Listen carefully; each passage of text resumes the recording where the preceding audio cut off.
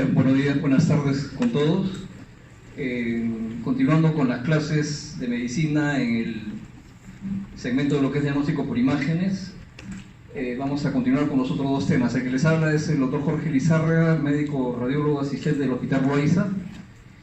Y ¿está bien la luz ahí o quieren que la apague? ¿Se apaga? No, la dejo prendida. Ya, bueno. ¿Cuántos alumnos son ustedes en total? ¿Cuánto? 350. ¿Y cuántos están? 20. Ya, bueno. Empezamos. Bueno, lo que es fracturas es un tema de bastante, diríamos, actualidad y de bastante frecuencia, ¿no?, en el desempeño diario de los médicos, ¿no? Sobre todo cuando ustedes estén desempeñándose como médicos generales o sobre todo, bueno, en todo caso si fueran médicos de alguna especialidad relacionada como traumatología, reumatología, etc. Entonces, lo que es fracturas, que es pan de cada día en los hospitales, debemos tener como conceptos iniciales que prácticamente después de más de 100 años de haber sido descubierta la radiología convencional, esta sigue siendo la primera herramienta de exploración para evaluar el sistema musculoesquelético, especialmente los traumatismos que constituyen la patología osteoarticular, osteomuscular más frecuente. Y la radiología lo va a seguir siendo, o va a seguir siendo útil por lo menos 30, 50 años más, ¿no? ¿Qué ver y evaluar en una radiografía? Lo primero, a la hora de que uno tenga que evaluar una placa radiológica de algún determinado paciente y realizar el informe, debe tener los siguientes objetivos. Número uno, detectar, describir y orientar el diagnóstico de la lesión, orientar el tratamiento, definir aspectos evolutivos de la fractura, detectar complicaciones, curación del proceso. ¿A qué se refiere definir aspectos evolutivos? Es bastante importante muchas veces cuando estamos frente a una radiografía y sobre todo un proceso traumático de algún hueso, ver radiografías anteriores de 3 meses, 6 meses antes, ¿no? O sobre todo ver cuál es el resultado de una reducción de una fractura, ¿no? O sea, se diagnostica la fractura radiológicamente, se pone el yeso o la férula y luego se le tiene que tomar otra radiografía para evaluar la buena colocación, ¿no?, del yeso.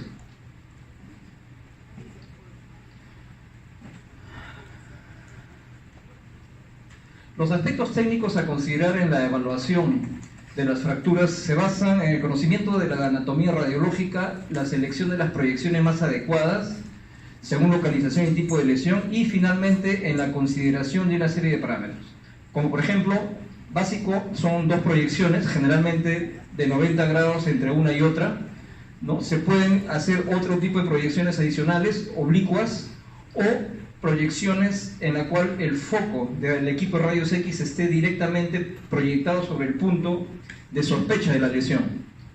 ¿A qué me refiero? A que, por ejemplo, hay un paciente que sufre un traumatismo de mano, el paciente viene con aumento de volumen de la mano, dolor, impotencia funcional, le toma uno la radiografía en las 2 proyecciones y muchas veces no se ve la fractura, ¿no? Entonces, no se ve la fractura ni en la frontal ni en la oblicua. Entonces, ¿qué es lo que se hace? Se focaliza cuál es la zona de dolor del paciente y sobre esa zona se incide directamente el haz de rayos X que incide perpendicularmente hacia esa zona focal, y es ahí donde muchas veces logramos identificar pequeños trazos de fractura o fisuras que no se vieron preliminarmente con las 2 proyecciones anteriores. Siempre solicitar, cuando ustedes estén frente a un paciente con probable fractura, que la placa incluya 2 articulaciones adyacentes a la fractura, proximal y distal. La exploración de los 2 miembros también debe hacerse una exploración comparativa, ¿no?, sobre todo de los niños, ¿no? Muchos niños, digamos, en las etapas de crecimiento tienen los cartílagos de crecimiento, y estos cartílagos de crecimiento muchas veces son fuente de error o de confusión. Entonces siempre en un niño tratar de, cuando es un traumatismo, una extremidad, procurar que se le tomen las radiografías de los dos lados para comparar. 2 exploraciones sucesivas con intervalo de días en caso de dudas en la primera imagen y persistencia de la clínica. ¿Cómo se definen y clasifican las fracturas? La fractura, bueno, como ustedes ya saben, es la rotura completa o incompleta del hueso del cartílago causada por una fuerza externa, ya sea directa o indirecta.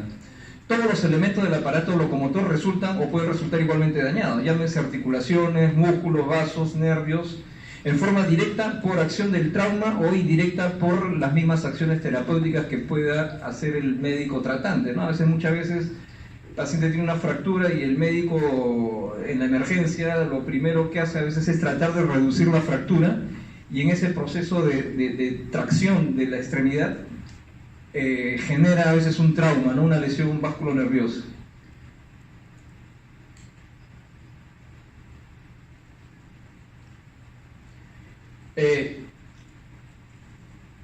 Las influencias externas, como la edad, en la infancia la zona más débil y sensible a la rotura es el cartílago de crecimiento, en la adolescencia y la juventud son las áreas débiles, diríamos que son las uniones de los huesos con los tendones o ligamentos, y en la edad adulta es el hueso trabecular, de estructura con más riesgo de fractura, ¿no? La clasificación según, diríamos, el tipo de fuerza incidente, vemos que pueden ser transversas, cuando la fuerza es perpendicular al hueso, oblicuas, si la fuerza es oblicua al eje óseo. La fractura puede ser espiroidea, cuando estamos ante fuerzas rotacionales, que son lesiones extensas en cuanto a longitud y característicamente muestran una imagen en S alargada, como vamos a ver más adelante en las imágenes. Las fracturas longitudinales son causadas por fuerzas paralelas al eje mayor del hueso, generalmente se asocian a trazos de fractura. Cuando es aislada es difícil de diagnosticar, necesitando de otras exploraciones como la tomografía espiral multicorte. Las fracturas con minuta es una combinación de fuerzas diferentes, se definen como aquellas fracturas que muestran más de 2 fragmentos. Ejemplos de estas son las fracturas en ala de mariposa, en la cual hay un fragmento cortical triangular aislado, las fracturas segmentarias con un segmento diaficiario aislado de los otros 2, y las fracturas en T o en Y en los extremos de los huesos largos. Acá, por ejemplo, tenemos un diagrama primero de una fractura transversal desplazada y discretamente angulada. Ven ustedes el trazo transverso fracturario que compromete la diáfisis media, ¿no? La diáfisis media de tibia y peroné. En esta fractura hay un evidente acortamiento de la extremidad, hay un desplazamiento y una angulación. Esta es la fractura en ala de mariposa. Vean ustedes, es una fractura transversa con un fragmento, digamos, triangular adyacente por desprendimiento, que es el ala de mariposa. Vean ustedes que para el diagnóstico de esto necesitamos 2 incidencias, ¿no? Miren, en la incidencia frontal no se ve para nada la imagen del fragmento triangular, pero cuando hacemos ya la incidencia lateral es ahí donde se disgrega la imagen y podemos verla. Las fracturas espiroideas por torsión, ¿no? Son fuerzas por torsión y rotación que generan, diríamos, un trazo en forma de espiral, ¿no? Generalmente a nivel de la diáfisis de los huesos largos, ¿no? Ven ustedes, esta es una fractura espiroidea parcialmente desplazada de la diáfisis tibial. Las fracturas conminutas son fracturas a varios fragmentos, ¿no? Generalmente son traumatismos directos, puede ser fracturas o traumatismos directos por impacto, por fuerzas externas potentes, un atropellamiento, fuerzas por arma de fuego, son frecuentes este tipo de fractura. Y en ellas, evidentemente, ustedes ven la extensión de la fractura y el compromiso, o uno se imagina el compromiso de partes blandas que debe haber ahí, ¿no? Entonces, aparte de la lesión cutánea y de ser una lesión expuesta, pueden haber lesiones de músculos, vasos y nervios. Según la localización, es siempre, desde el punto de vista, diríamos, del lenguaje médico, citar el hueso en forma correcta dónde ha sido o qué hueso es y dónde está la zona del hueso afectado. Si el hueso es largo, hay que citar si es que la zona de fractura está en la zona del epífisis, la metáfisis o la diáfisis. Si la fractura es diaficiaria, localizarla en el tercio medio proximal o distal, ¿no? Entonces, en cuanto a la clasificación, en función a la ubicación de la fractura en el hueso, pueden ser diaficiarias, ¿no?, en todo el extremo, o en todo lo largo del hueso largo, en la metáfisis y en la zona epifisiaria, ¿no? En este caso, un hueso, este es el fémur. Según la disposición de los fragmentos, la clasificación también incluye que, teniendo en cuenta qué posición es el término que indica la relación entre los extremos de la fractura, se habla de aposición completa cuando muestran un contacto completo de las partes fracturadas, conservándose la morfología previa a la fractura. La aposición parcial implica un contacto mayor o menor entre los fragmentos, y la distracción o separación completa de los fragmentos por la misma fractura, ya sea por tracción muscular, interposición de partes blandas, pérdida de sustancia ósea o reabsorción de los extremos, ¿no es cierto? Esto, cuando existe esta severa separación o distracción de fragmentos o de las partes del hueso, existe el riesgo de que no haya una buena unión o consolidación del hueso, ¿ya? Especialmente si la distancia de separación es más de 1 centímetro, ¿no? Entonces, cuando hay una fractura y las partes están separadas por más de 1 centímetro, el proceso de formación de callo óseo es mucho más complicado y se generan complicaciones que vamos a ver más adelante. En este caso, tenemos una muñeca. Vean ustedes, a nivel del escafoide, tenemos un pequeño trazo radiolúcido fracturario en su tercio medio, ¿no?, de este hueso, en el cual no vemos mayor, separación ni angulación del hueso.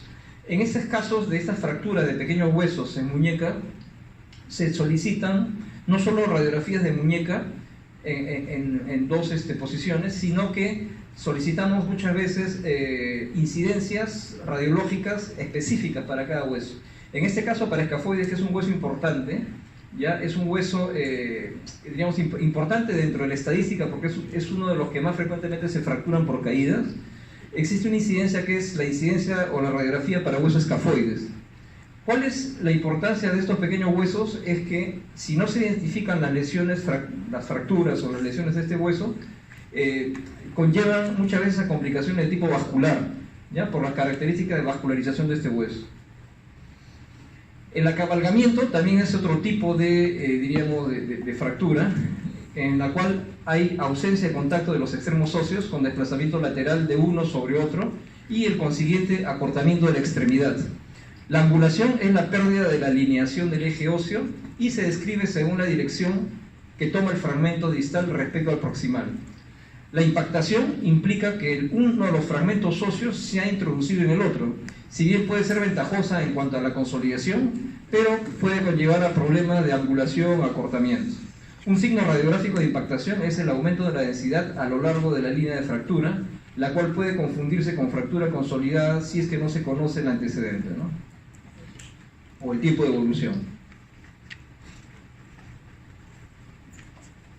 Acá, por ejemplo, tenemos una radiografía del tercio distal de la pierna en frontal y oblicua, en frontal y de perfil, en la cual vemos, diríamos, dentro de todas las clasificaciones que hemos estado describiendo, varios tipos, ¿no? Es una fractura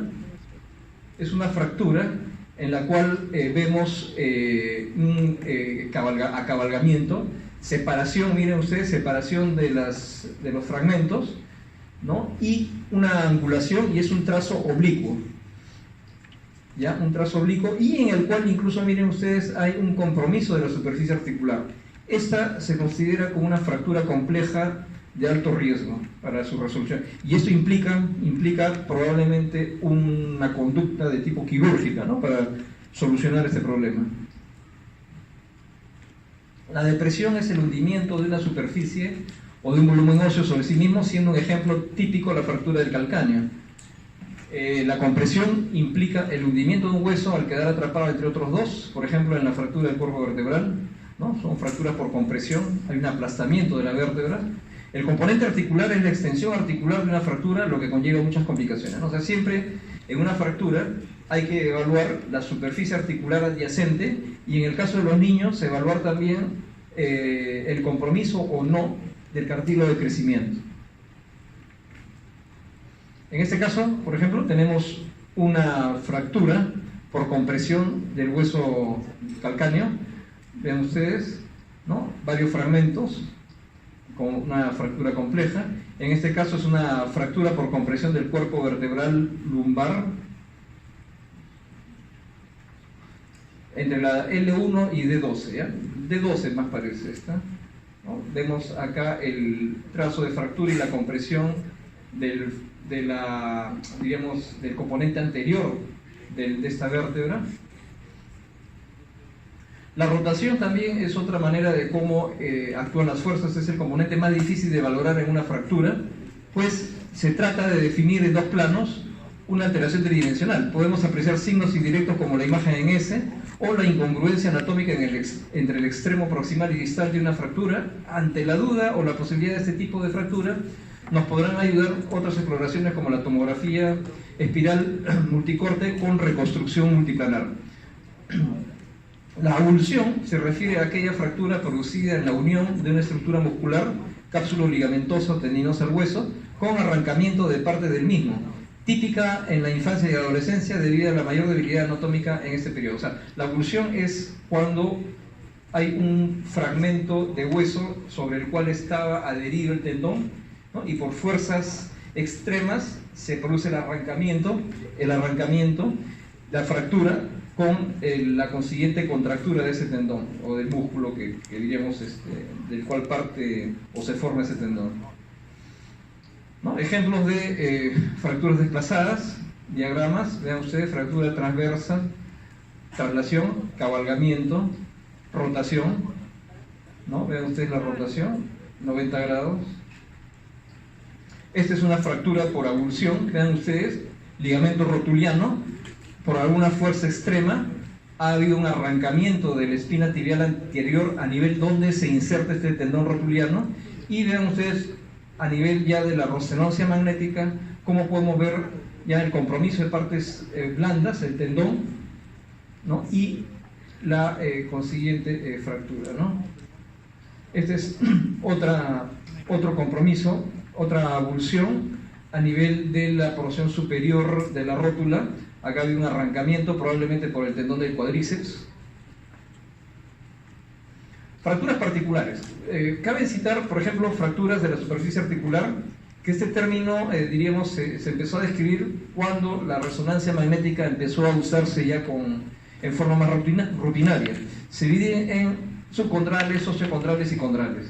Las fracturas de estrés se dan básicamente por fatiga o sobrecarga, producidas en hueso normal por fuerzas tolerables, pero repetidas sobre una misma zona, ¿no? Estas aparecen generalmente en los deportistas, ¿no? O en las personas que están sometidas a esfuerzos físicos, diríamos, intensos, que hacen que de una u otra manera el hueso sufra y se fracture, ¿no? Aparecen como una fina línea radiotransparente con o sin esclerosis marginal de trazado transverso y sin desplazamiento de fragmentos. Pueden diagnosticarse erróneamente como otra lesión o tardar semanas en detectarse. Afectan especialmente zonas de carga como metatarsianos, tibia, peroné, fémur, pubis, pars interarticularis del arco vertebral. Estas fracturas de estrés generalmente se dan, como les dije, en pacientes o en personas sometidas a esfuerzos físicos extremos, y que muchas veces el paciente llega a la consulta por un dolor inexplicado en alguna parte del cuerpo, de repente en el pie, y no se imagina el paciente que tiene una fractura, ¿no? Entonces, el paciente cree que es un esguince, que es un dolor muscular, pero después de las evaluaciones se da uno con la sorpresa que que es una pequeña fractura por estrés, ¿no? Por esfuerzo físico intenso. Las fracturas por insuficiencia, ¿no? Son producidas por fuerzas normales sobre un hueso con masa y o elasticidad disminuidas. Pueden ser completas, incompletas o trabeculares. Se localizan en cuello de fémur, vértebras, sacro y ramas isquiopubianas. También pueden ser de difícil diagnóstico al inicio al no haber historia de traumatismo. Y puede ser normal la primera imagen que se le tome. En estos casos se plantea el diagnóstico diferencial con infecciones y tumores. Las fracturas patológicas, acá sí, diríamos, son aquellas en las cuales el hueso ya está debilitado por alguna lesión focal, que podría ser una lesión tumoral, una infección, ¿no? O una lesión focal, diríamos, que podría ser congénita, un tumor, pseudotumor, infección, ya lo mencionamos, y la mayoría de las lesiones son benignas y la fractura es la primera manifestación clínica. Vean ustedes, en este caso tenemos una fractura oblicua discretamente desplazada y angulada sobre la base de una área radiolúcida o una lesión lítica a este nivel. O sea, esta ha sido una fractura que se ha sucedido o se ha producido una zona de debilitamiento del hueso por una lesión preexistente.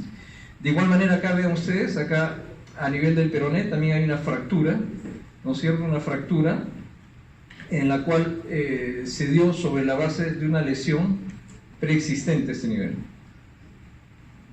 Las fracturas en la infancia, diríamos, tienen otra connotación. Se les conoce muchas veces o se presentan como las fracturas en tallo verde, que son producidas por fuerzas de angulación, y es una fractura transversa incompleta en un lado y completa en la otra mitad. ¿Por qué se les llama tallo verde? Porque, por ejemplo, cuando ustedes están, o diríamos, agarran una rama de un arbusto o de un árbol, una rama verde fresca, y ustedes la tratan de romper y no se rompe completamente, ¿no? Esa es la similitud que existe, ¿no? Por eso le llaman tallo verde. Las fracturas también, dentro de las fracturas particulares tenemos a las fracturas que pueden ser estables o inestables. Se produce inestabilidad cuando, como consecuencia de un traumatismo, se pierde la capacidad de los huesos y ligamentos para mantener la posición anatómica, soportar la carga vital y proteger estructuras vitales, como ocurre en la columna o pelvis, ¿no? Es un tema en discusión permanente por ser un diagnóstico difícil de establecer radiológicamente y de correlacionar con la clínica. También se le aplica este concepto, o también se aplica el concepto de estabilidad a aquellas fracturas que no tienden a desplazarse una vez conseguida la reducción. Fracturas estables e inestables. Ahora, los niños, aparte de las fracturas en tallo verde, pueden presentar las fracturas también en rodete. Vamos a ver las imágenes después.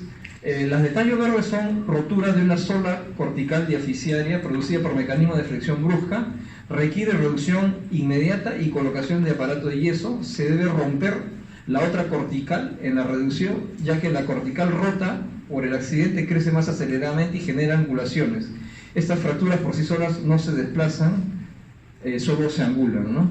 Entonces miren ustedes, en el tratamiento de la reducción hay que muchas veces romper el otro lado de la zona de la cortical que no está completamente rota para que el proceso de, diríamos, de consolidación sea más homogéneo y el crecimiento sea más regular y no ocurran angulaciones, ¿no? El rodete o las fracturas en rodete o torus se le conoce así porque existe el aplastamiento de las corticales del hueso. Es una fractura estable de recuperación rápida que también requiere yeso pero no reducción, ¿no? Vean ustedes, esta es una fractura en tallo verde, acá está la fractura, pero el otro lado sin embargo no ha llegado a fracturarse, hay una angulación. ¿Ven? Acá la cortical está casi prácticamente íntegra, en este lado no, hay una solución de continuidad. De igual manera, miren ustedes también acá, a este nivel, tibia, este hueso largo es cúbito radio. Acá tenemos el ejemplo en el diagrama. Esta es la famosa fractura en torus. Vean ustedes, se ve como un rodete, ¿no es cierto? Es una fractura por compresión. Tenemos acá, miren, una zona de abombamiento, diríamos, con unas áreas radiopaca o aumentada diríamos, de densidad sobre un tenue o sobre una tenue área radiolúcida periférica, ¿no? No son las fracturas en torus. Las fracturas pueden ser, según el grado de compromiso óseo y de partes blandas, o pueden ser cerradas o expuestas. Bueno, las cerradas son, como su nombre lo dice, cuando no hay exposición o la fractura no ha llegado a lesionar las partes blandas ni diríamos la piel está intacta. Las expuestas es lo opuesto, ya hay solución de continuidad en la piel. Las fracturas también se pueden clasificar si es que están desplazadas o no desplazadas. La dirección del rasgo de fractura ya lo hemos visto, pueden ser transversas, oblicuas, espiroideas y conminutas. La ubicación del trazo de fractura también ya lo vimos, epifisiarias, metafisiarias y diafisiarias. Fracturas especiales, con nombre propio, fractura de Coles. La fractura de Coles se le conoce así a la fractura que se da cuando la persona cae sobre la palma de su mano, ¿no? Existe un mecanismo de compresión e hiperextensión y se forma generalmente un trazo que está a 2.5 centímetros de la articulación radiocarpiana. Es una fractura transversal de la epífisis distal del radio, ¿no? Esta fractura de Coles, vean ustedes, epífisis distal del radio, hay en este caso no hay mayor desplazamiento. Generalmente en la fractura de Coles hay un desplazamiento anterior, ¿no? Acá ven ustedes en la imagen de perfil, casi prácticamente no hay desplazamiento. En esta sí, miren ustedes, hay una fractura de Coles típica con desplazamiento y miren ustedes deformidad del antebrazo a la vista ectoscópica. Esta es la vista dorsal. Este es, no, acá tenemos la fractura.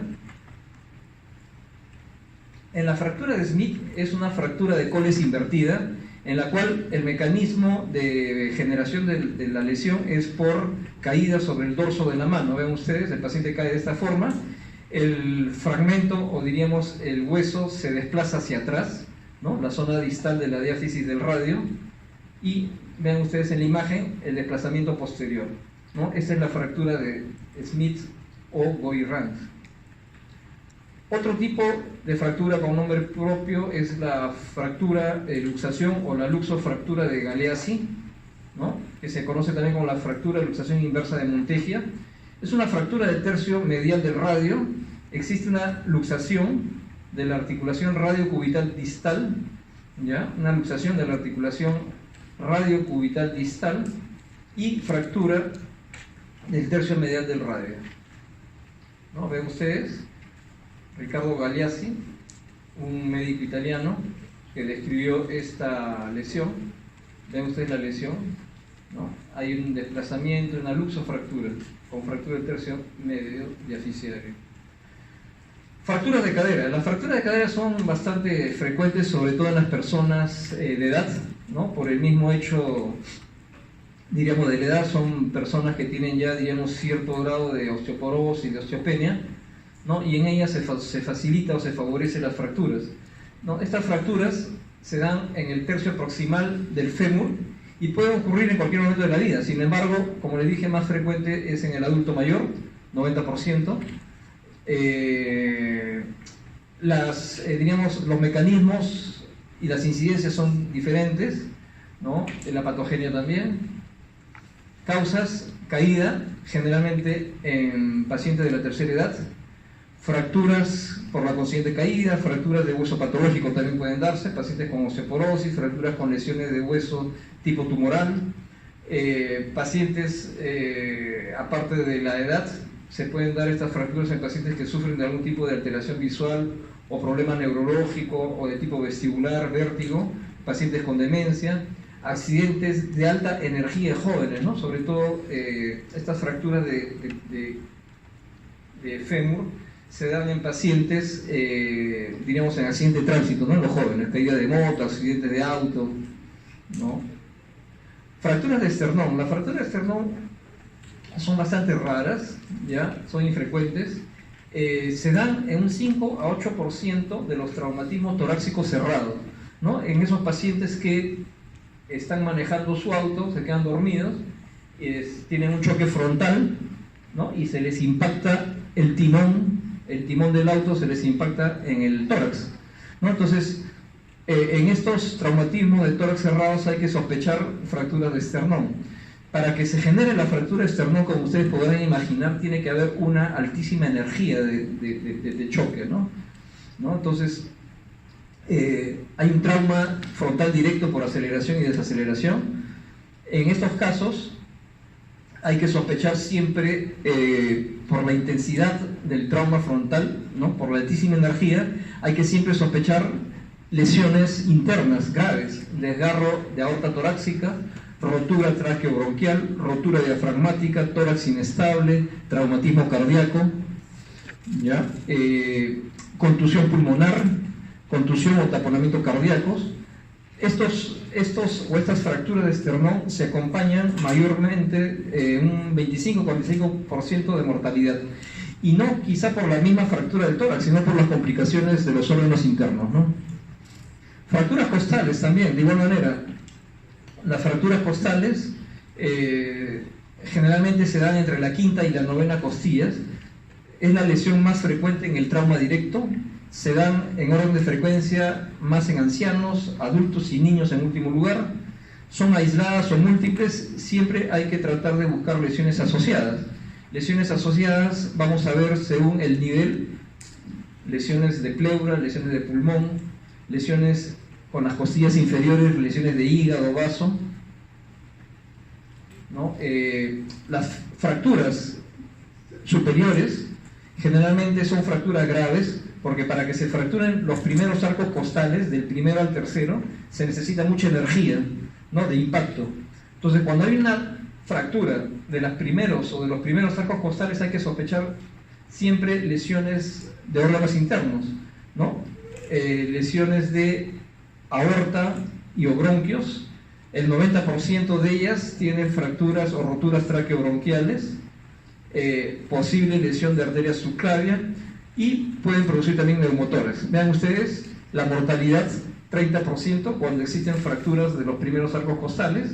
Cuando son fracturas de los últimos arcos costales, de la 10ª a la 12ª, se asocian obviamente por la posición anatómica de lesiones de órganos sólidos abdominales, ¿no? En este caso también estas lesiones de órganos abdominales se lesionan en un 30%, diríamos, ¿no? Un 30% puede haber lesión de hígado o vaso generalmente. Las fracturas de columna vertebral. Este es otro tema un poco más complicado. Generalmente las fracturas de columna vertebral son fracturas, diríamos, que conllevan a compromiso de otras partes anatómicas, compromiso a nivel de los discos intervertebrales, a nivel del canal medular. Se clasifican o las podemos dividir en fracturas de columna cervical y fracturas toracolumbares. Las fracturas de la columna dorsolumbar generalmente se dividen en 3 regiones, diríamos, desde el punto de vista biomecánico. La región torácica superior, de T1 a T8, que es una zona, diríamos, rígida, más estable. Hay menos, quizá, al ser una zona rígida y estable, menos compromiso, diríamos, del canal medular. La zona de transición está entre la torácica 9 y la lumbar 2, o segunda lumbar. Se producen la mayoría de las lesiones a este nivel, ¿ya? Más o menos está en el tercio medio de todo el eje de la columna. Más frecuente, hay una mayor movilidad a este nivel, por lo que hay más, más frecuentes son las lesiones a este nivel, ¿no? La zona de L3 hasta el sacro son flexibles, donde se producen las lesiones por compresión axial. ¿Cómo se clasifican las fracturas de la columna dorsolumbar?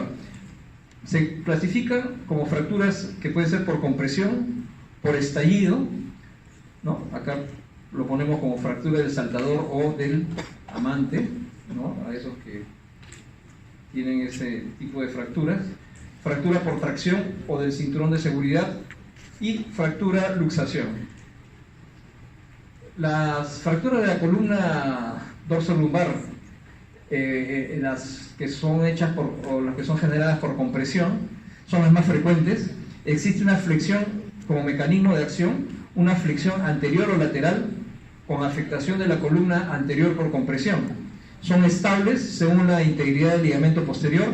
Se requiere de inicio una radiografía en frontal y lateral, y diríamos casi siempre necesitan o requieren ampliar con tomografía espiral multicorte, con reconstrucción y resonancia magnética, ¿no? Para delimitar la extensión de la fractura y para ver fracturas ocultas, y sobre todo para evaluar también partes blandas, sobre todo el canal medular, ¿no? Vean ustedes los 4 tipos: una fractura longitudinal a nivel del cuerpo vertebral, fractura por aplastamiento a nivel del borde superior, esta a nivel del borde inferior, y esta es una fractura también con aplastamiento de la vertiente anterior, con trazo fracturario transversal a nivel media.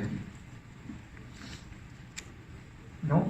Vean ustedes, en este caso, en la radiografía, se notó un paciente con fractura por compresión de la lumbar 3. Vean ustedes una irregularidad, una disminución de la altura en comparación de la zona anterior con la posterior.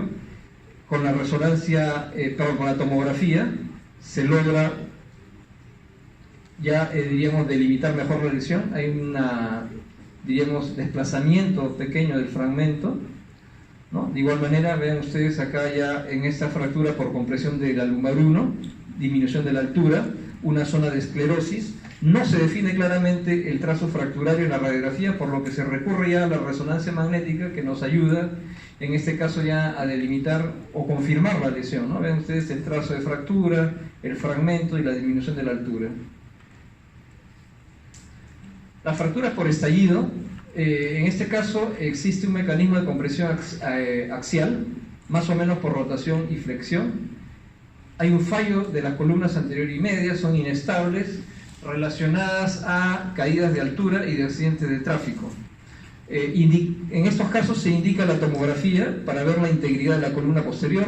La resonancia magnética, diríamos, es el gold estándar para la localización, y ver el grado de compresión medular. Pueden estar asociadas estas a fracturas de calcáneo o tibia cuando el mecanismo de lesión es por caída o precipitación, ¿no? En este caso, vean ustedes, tenemos una fractura por estallido a nivel de la columna anterior, central y posterior. Esta imagen no tiene nada que ver, ¿eh? Estamos en este lado, es una resonancia magnética. ¿Ya? Vean ustedes el compromiso de la vértebra, el compromiso, miren ustedes, del disco intervertebral, y el compromiso también, miren ustedes, del canal medular. Hay una protrusión tanto del fragmento óseo como un poco del disco intervertebral hacia el canal medular y comprime la médula, ¿no? En este caso, evidentemente debe haber algún tipo de lesión neurológica. En este caso también vean ustedes fractura por estallido, la vértebra, diríamos, sea el cuerpo de la vértebra se ha lesionado, hay varios fragmentos, hay una evidente disminución de la altura de la vértebra y hay un mecanismo también de compresión del canal medular, ¿no? Por el mismo hecho de la compresión. En el caso de la fractura de la columna dorsolumbar también son bastante frecuentes en los accidentes de tránsito, cuando hay un accidente, un choque frontal, ¿no? El mismo mecanismo de seguridad del auto, del cinturón de seguridad, muchas veces puede, diríamos, si bien es cierto, te puede salvar la vida, pero también, diríamos, te puede generar algún tipo de lesión. Ya en este caso hay una flexión aguda de la columna lumbar contra la parte del cinturón que sujeta la cintura. Existe como mecanismo de generación de la lesión, hay una desaceleración brusca, fractura transversa sin luxación o con subluxación, afectación de la columna posterior y central. La estabilidad depende del grado de la extensión de la fractura. Está indicada la realización, como le dije, casi siempre cuando es lesión de columna, casi siempre tenemos que terminar con una tomografía o una resonancia magnética. 15% presenta daño neurológico y el 45% están asociadas con daño o lesión intraabdominal. Vean ustedes en estas reconstrucciones, tenemos acá fractura de la zona posterior del cuerpo vertebral, ¿no? De las láminas. Vean ustedes en la reconstrucción, acortamiento, aplastamiento y, digamos, en la reconstrucción de la tomografía en 3D, ¿no? Hay una lesión, diríamos, del proceso espinoso y de los pedículos.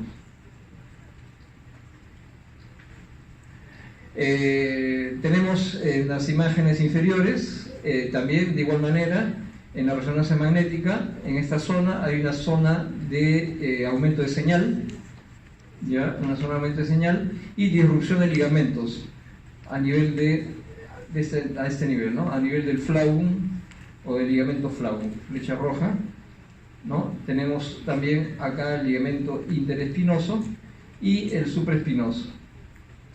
a este nivel. En este caso hay una lesión intraabdominal asociada, ¿no?, por el traumatismo. Vean ustedes un hematoma en el lóbulo hepático derecho del hígado, segmento 6, en la tomografía espiral multicorte. Fractura luxación. En este caso, por ejemplo, un varón de 27 años que sufrió accidente de moto, presentó fractura luxación de tipo flexión-rotación a nivel de T2L1. Vean ustedes una fractura por compresión, ¿no? Vemos el fragmento fracturario en la reconstrucción. De igual manera, acá aplastamiento de la vértebra. El acuñamiento, vemos, ¿no es cierto?, en la primera radiografía, como les mencioné, hay un acuñamiento anterior de L1 con ligero desplazamiento anterior de T12. En la tomografía axial, fractura de columna central con retropulsión de un fragmento al canal espinal, fractura conminuta, esto de acá, ¿no? Hay un fragmento acá de hueso que está, diríamos, yéndose hacia atrás. En la resonancia magnética vemos en esta secuencia potenciada en T2 una rotura de la columna posterior y compresión del saco tecal. De igual manera, en este caso, fractura, miren ustedes, fractura y cizallamiento anterior. Vean ustedes el desplazamiento de la masa del cuerpo vertebral hacia atrás. Esto se conoce como, cizallamiento, pero es una retrolistesis. O sea, la vértebra se lleva hacia atrás y vean ustedes, o ya se imaginarán ustedes el grado de lesión que debe haber a nivel de la médula, ¿no? De la médula. Este paciente lo más probable es que haya tenido sección medular y un traumatismo vértebro-medular severo, con parálisis probablemente, ¿no? Vean ustedes, de igual manera, una fractura, desplazamiento, listesis, cizallamiento. Hay diríamos, una flexión y distracción del fragmento. Acá está el fragmento óseo. Complicaciones de las fracturas. Bueno, pueden ser múltiples, ¿no? Puede haber falla orgánica múltiple, puede haber choque hipovolémico, embolia grasa, trombosis venosa profunda, tromboembolia pulmonar, infección, úlceras de estrés, ¿no? Entonces, vean ustedes, no es diríamos, tan pasar por alto una fractura, ¿no? Fracturas de fémur, fractura de columna vertebral, pueden llevar a grandes compromisos, diríamos, del estado hemodinámico del paciente. Complicaciones locales pueden ser vasculonerviosas, infecciones, síndromes compartimentales, ¿no? El síndrome compartimental, ¿a qué se refiere? Se refiere al que luego de la fractura hay una severa hemorragia hacia los planos musculares y faciales que, diríamos, van a hacer que se acumulen grandes cantidades de sangre entre los músculos y generar un síndrome compartimental, ¿no? La algodistrofia o enfermedad de Sudeck también se le conoce, también es una complicación local que se caracteriza por, después de la fractura pueden aparecer problemas de dolor crónico, edema, inflamación, parestesias, dolor diríamos, difícil de tratar. Alteraciones de consolidación o la pseudoartrosis, cuando una fractura muchas veces consolida mal, puede generarse una segunda articulación, entre comillas. O sea, si ustedes tienen una fractura que no ha sido bien tratada o el paciente de repente no, como sucede en las partes alejadas de nuestro país, ¿no? O sea, muchas personas se fracturan en zonas de la selva o zonas de la sierra alejadas y no van al médico, sino simplemente de repente van al huesero o ellos mismos de repente se tratan, ¿no? Entonces, ¿qué sucede? Que pasan un mes, 2 meses, 3 meses y la fractura no consolida adecuadamente y se les generan complicaciones y en este caso se le puede formar una especie de pseudoartrosis, ¿no? O sea, se le puede formar como una segunda articulación. La curación de las fracturas o formación del callo óseo, ¿no? Esto ya es, diríamos, la consecuencia de la fractura, ¿no? Luego de la fractura ya el mismo, diríamos, mecanismo de defensa del cuerpo va a tratar de solucionar el problema, ¿no? Se va a formar el callo óseo que es un proceso complejo que finaliza con la regeneración del tejido óseo, sin proceso de cicatrización. Depende principalmente de factores locales, como la ubicación de la lesión, la magnitud de la necrosis de los tejidos, la movilidad y desplazamiento del foco, alteraciones de la vascularización, infección y estado previo del hueso. También influyen factores generales como edad, estado del paciente y medicamento, ¿no? O sea, vean ustedes, todo lo que influye para que haya una adecuada formación de callo óseo. Por ejemplo, los segmentos óseos del cuerpo, que son mucho más difíciles de que se forme callo óseo, o diríamos en las cuales son más frecuentes las complicaciones, es el tercio medio de la tibia y el fémur. Son los huesos en los cuales hay que tener un poco más o esperar que siempre se compliquen, ¿no? ¿Por qué? Porque esas zonas de hueso, la diáfisis medial de la tibia y la zona del fémur, son zonas que tienen, diríamos, una vascularización un poco menor que el resto de huesos. Vean ustedes las 4 fases de constitución del callo óseo. Inicialmente, después de la fractura, se forma un hematoma perifracturario y un proceso de inflamación local, dura 20 días, ¿no? Luego de eso empieza a formarse un callo de tejido conjuntivo entre el día 20 y 30. Ese callo de tejido conjuntivo entre el día 30 y 60, o sea, entre el mes y 2 meses, ya empieza a calcificarse, se forma la osificación del callo óseo, y ya luego, posteriormente, existe ya lo que se conoce como la fase de remodelado del callo óseo, que se adapta ya a las tensiones mecánicas del hueso, ¿no? Las fracturas en los niños generalmente son, digamos, más benignas. Se dice que los niños tienen mayor capacidad de remodelado del hueso, ¿no? Los niños tienden a curar mucho mejor una fractura que un adulto, y bueno, ni qué decir de las personas de edad, ¿no? Las personas de edad es mucho más complicado, demora más, se complican más las fracturas, ¿no? Ven ustedes una consolidación viciosa, una fractura del tercio distal de este hueso, ya parece el tercio distal de la tibia. Ven ustedes una angulación, ya se formó el callo óseo, ¿no? Y este paciente probablemente tenga ya una anquilosis o una, diríamos, pérdida de la función ya de la articulación a este nivel. También miren ustedes, formación de un callo óseo vicioso. Este paciente se fracturó, no le hicieron, diríamos, la reducción adecuada. De repente no usó un yeso adecuado, no lo alinearon, no le hicieron la adecuada alineación para que quede derecho, y el paciente quedó, miren ustedes, con una posición viciosa, ¿no? Hay una posición en varo y recurvato, ¿no? Vean ustedes la angulación. De igual manera, vean ustedes, este paciente también con consolidación viciosa. ¿Qué sucedió acá? Este paciente tuvo una fractura del fémur con cabalgamiento, ¿no? Hubo una posición de los 2 fragmentos, no tuvo una reducción probablemente quirúrgica, y consolidó así como lo ven. ¿Qué trajo como consecuencia esto?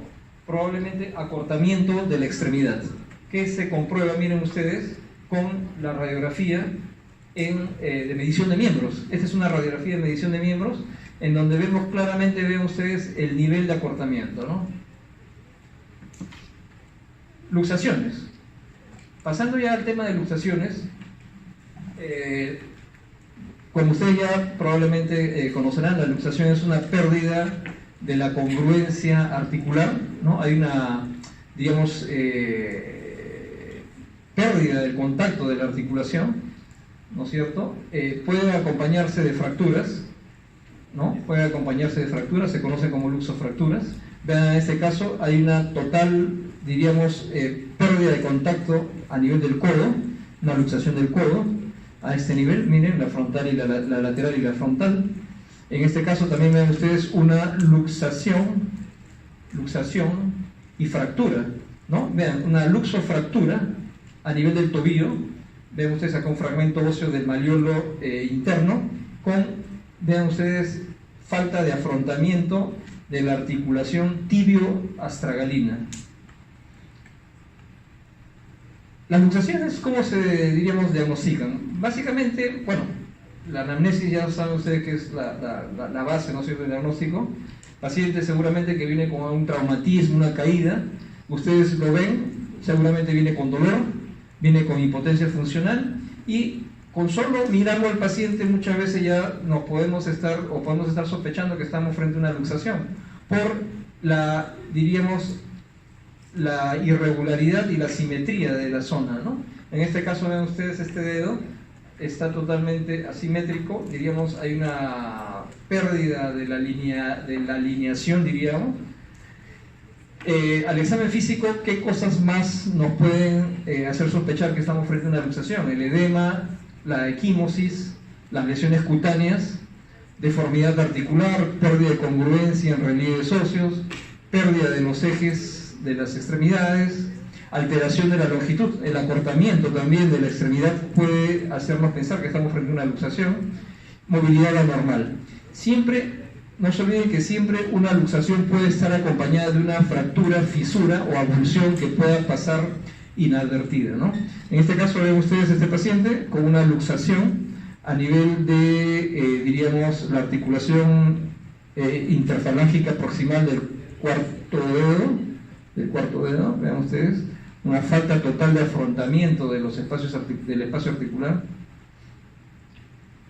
La dislocación del hombro, bastante frecuente también en accidentes, caídas, ¿no? Ustedes vemos acá cómo es, diríamos, el hueso o la articulación del hombro normalmente, hay una congruencia de líneas, el espacio glenohumeral está totalmente bien conformado, bien, diríamos, las partes en su sitio, ¿no? En la dislocación o luxación anterior, vemos acá, vean ustedes, el hombro se ha salido hacia adelante, hay una rotación, angulación y, diríamos, desplazamiento de la cabeza del húmero hacia adelante. Y en la posterior, ves, digamos, es similar, pero hacia atrás, ¿no? Una dislocación posterior o luxación posterior del hombro. Las clasificaciones de las luxaciones del hombro pueden ser anteriores, hacia adelante y hacia abajo, es la más frecuente. La luxación posterior, hacia atrás, es menos frecuente ya que la anterior y es más difícil de reducir. ¿Ya? Hay otro tipo de luxaciones como la inferior y la superior que son mucho menos frecuentes, ¿ya? Tenemos acá, vean ustedes, en este caso una luxación glenohumeral anterior, hay una deformidad del hombro, hay una concavidad de este nivel, una pérdida de las superficies óseas que clínicamente y al examen físico me indican que podemos estar frente a una luxación. Se le hace la radiografía y ven ustedes el desplazamiento anterior del hombro. Esta es la luxación posterior. Ven ustedes el hombro en la radiografía, se va el hombro hacia atrás, se ve el signo de la media luna, ¿eh? El signo de la media luna.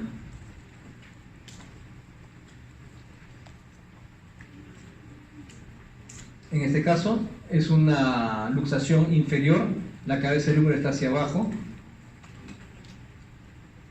¿no? Hay una total pérdida de afrontamiento de esta articulación. Las luxaciones del codo, diríamos, son un poco menos frecuentes que la del hombro, son, diríamos, de todos los traumatismos del codo, la luxación se da en el 11 al 28%, la luxación posterior es la más frecuente, está asociada generalmente a accidentes deportivos, ¿no? En este proceso, diríamos, están implicadas tres articulaciones, la húmero cubital, la húmero radial y la radio cubital proximal, ¿no? Vean ustedes, la tróclea con el olecrano totalmente desplazados, luxación de codo. Luxación de cadera.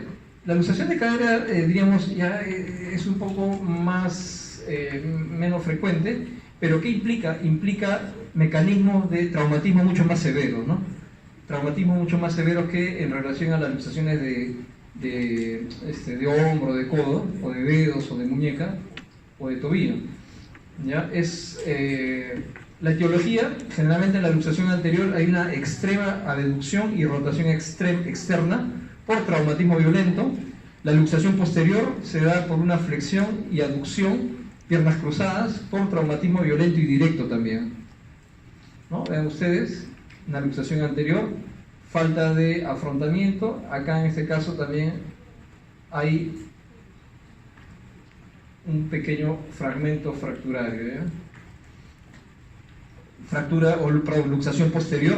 Vean ustedes, la cabeza del fémur está desplazada hacia atrás, acá está la cavidad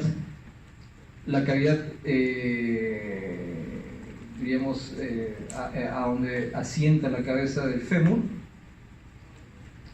Las luxaciones de rodillas sí son bastante infrecuentes, también se generan por accidentes de tránsito, generalmente donde hay alta energía. En los de mediana energía generalmente se dan por accidentes deportivos, caídas. Deben lesionarse al menos 3 de las 4 estructuras ligamentosas de la rodilla. Generalmente cuando hay luxación es porque se han lesionado el ligamento cruzado anterior, ligamento cruzado posterior, ligamento colateral medial y el colateral lateral, ¿no? Entonces cuando ustedes vean una luxación de rodilla, ¿no?, de este tipo, ya hay que, diríamos, ver o pensar en la preexistencia de lesiones ligamentarias internas. ¿Qué mecanismo la generan? Fuerzas en valgo. La fuerza en valgo genera generalmente lesión del ligamento colateral medial, las fuerzas en varo, lesión del ligamento colateral lateral, el giro brusco de la rodilla con rotación interna de pierna, lesión del ligamento cruzado anterior, ¿no? Esto es básicamente los futbolistas, ¿no? Esos futbolistas que se lesionan los ligamentos, el ligamento cruzado anterior, porque ha hecho un giro brusco de la rodilla con rotación interna. Giro brusco de la rodilla en rotación externa de pierna, generalmente rotura o ruptura del menisco lateral. Cuando hay un golpe directo en flexión de rodilla, existe lesión del ligamento colateral posterior, y cuando hay una flexión excesiva de rodilla con rotación interna de pierna, podemos ver ruptura del cuerno posterior del menisco interno. Ahora, con respecto a los esguinces, diríamos, por definición, el esguince es una lesión traumática de ligamentos y o de la cápsula, ¿no? Mayormente no hay desplazamiento de estructuras articulares ya en forma permanente. Los ligamentos, dentro de las definiciones anatómicas, los ligamentos son bandas de tejido conectivo fibroso en base a fibras longitudinales de colágeno que unen los huesos. Son hipocelulares e hipovasculares, compuestos principalmente por colágeno tipo 1 y fibroblastos. Dentro de la epidemiología de los esguinces vemos que tienen una alta prevalencia, son bastante frecuentes, ¿no? Es el traumatismo más frecuente en el ser humano. 45% de las lesiones musculoesqueléticas que reciben atención médica tiene daño ligamentoso, esguinces y luxaciones, ¿ya? Solo o son el 15% de las lesiones deportivas, ¿no? O sea, son bastante frecuentes estos esguinces. Hay que diferenciarlos. No se olviden siempre, un esguince, una fractura, hay que tratar siempre de pensar en que puede haber un compromiso mayor tipo fractura, fisura, ¿no? Se subdiagnostican, las lesiones leves no se consultan muchas veces, y muchas veces uno se hace un esguince y uno mismo lo trata o se automedica, y generalmente tienen resolución espontánea, ¿no? Sobre todo los esguinces de grado 1, como vamos a ver más adelante. Los mecanismos de lesión pueden ser indirectos, pueden ser mecanismos rotatorios o angulares sobre una articulación, ejerciendo fuerza de tensión ligamentosa por encima de los límites de su resistencia normal. Es lesión propia o frecuente en el adulto joven.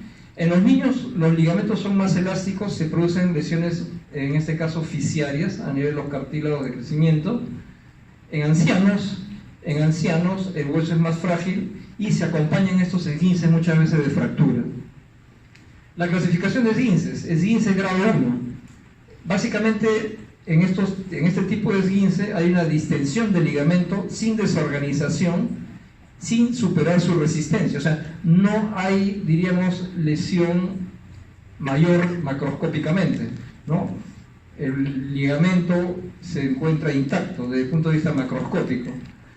Microscópicamente sí pueden haber pequeñas hemorragias y desgarros o microdesgarros, lesión de escasas fibras, sintomatología leve y no genera, esto es importante, no genera inestabilidad de la articulación. Los esguinces de grado 2 sí superan los límites de elasticidad, existiendo una rotura parcial. Pueden haber desgarros macroscópicos y hemorragias, mantienen la continuidad de la fibra, ¿no? En el caso de desgarros parciales, hay mayor dolor, clínicamente mayor dolor, edema e impotencia funcional. Puede haber equimosis y algún grado de inestabilidad, ¿no? En estos casos generalmente pueden haber, ya como lo hemos mencionado acá, pequeños desgarros, ¿no? En el esguince grado 3, acá ya implica un traumatismo de mayor energía. Hay ruptura completa del ligamento, hay un desgarro completo del ligamento con probablemente retracción de ese ligamento, limitación funcional importante, dolor, edema, ¿no? Ejemplo, la rotura del tendón de Aquiles, ¿no? La típica clínica del que está jugando, fulbito, corriendo, trotando, y de pronto siente que ha recibido una patada o una piedra por detrás en la pantorrilla, ¿no? Y cae al suelo de dolor, se voltea para ver quién lo ha pateado, quién le ha tirado la piedra y no ve a nadie, ¿no? Y esa es la típica clínica, o sea, es el paciente al cual se le ha roto el tendón, ¿no? En estos obviamente hay una inestabilidad, el paciente ya no va a poder, diríamos, movilizar la extremidad. Se asocia a lesiones óseas u osteocondrales, ¿no? Puede asociarse a lesiones óseas u osteocondrales. Los esguinces, generalmente cuando hay un esguince, siempre se pide una radiografía simple en dos proyecciones, clásica, ¿no es cierto?, la frontal o la lateral. Se puede clínicamente encontrar aumento de volumen de las partes blandas, se puede encontrar, como ya lo mencionamos, trastornos de decoloración de la piel, equimosis, hematomas, ¿no? Las imágenes permiten descartar lesiones asociadas como fracturas o luxaciones. En las radiografías dinámicas de estrés, en el grado 1, ¿a qué se refiere radiografías dinámicas de estrés? Son las radiografías en las cuales uno la extremidad la somete a, diríamos, a una hiperflexión o una hiperextensión, ¿no? Y esos desplazamientos forzados me pueden, a mí, en las radiografías, si es normal, no vemos ningún tipo de alteración, grado 1 es normal. Cuando hay un bostezo insinuado, o sea, hay una pequeña desplazamiento de la articulación, grado 2, y un bostezo franco cuando hay una apertura de la articulación puede ser un grado 3, pero sin llegar a ser luxación, ¿eh? La ecografía sí es útil en el estudio de lesiones periarticulares, obviamente también en el diagnóstico de los desgarros tendinosos o musculares, y la resonancia magnética nuclear es el gold estándar para el estudio de estas lesiones de partes blandas, ¿no? Muchas veces las lesiones que no se pueden definir, delimitar con ecografía o ultrasonido, se tiene que recurrir a la resonancia magnética nuclear. Complicaciones de los esguinces: las inmediatas, lesión nerviosa vascular; las tardías, dolor persistente, distrofia simpática refleja, tenosinovitis, inestabilidad articular, sensación subjetiva sentida por el paciente; laxitud, ¿no?, que es una incompetencia ligamentosa objetivable por el observador, ¿no? Hay una hiperlaxitud de la diríamos, de la extremidad afectada. Bueno, estas son las zonas de la bibliografía consultada. Gracias. No sé si tienen alguna consulta, algo que de repente quisieran ampliar, alguna duda. Este es un tema bastante interesante, no revierte mayor dificultad desde el punto de vista, diríamos, teórico. Quizá la complicación ya es desde el punto de vista práctico, ¿no? Ya cuando ustedes estén ejerciendo, seguramente van a estar frente a muchos pacientes en las cuales van a tener ustedes bastantes dudas, ¿no? Bastantes dudas, sobre todo de diagnósticos probables, que van a tener que, diríamos, solventarlo con los estudios de imágenes, ¿no? Radiografía como, diríamos, elemento de diagnóstico de primer nivel o de primera línea, luego tomografía, resonancia, ecografía. ¿Alguna pregunta? Bueno, tenemos el otro tema que es periósteo. Vamos a, si quieren, un pequeño lapso de tiempo para que vayan al baño a descansar un ratito, ¿sí? ¿O continuamos? Bueno, los que quieran ir al baño pueden ir mientras voy colocando el otro tema.